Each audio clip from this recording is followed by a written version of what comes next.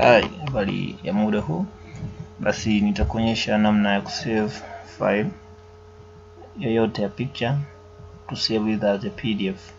So you're supposed to come here to files, katika file, then you choose save as, unachagua katika save as.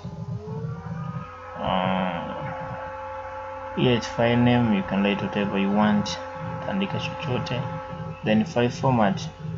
Hapa ndo kesi yenyewe inapokuja.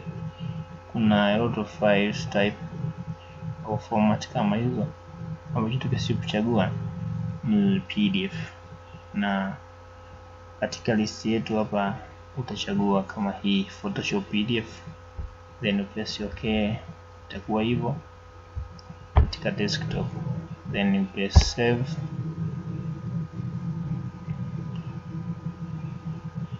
Load kidogo, utachagua press OK, then utachagua compatibility, either unatumia Adobe Acrobat ngapi, but for me it's 5, then save PDF.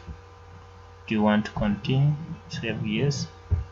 Hapa chini itaendelea kuhesabu 10%. Kuja katika desktop yangu hii hapa, itafunguka vizuri kabisa, itakuwa ni PDF. As you see kama hapo, press start, itakuwa inaonekana kwa makini kabisa. So ni easy, sio ngumu, kikubwa unatakiwa kufanya practice.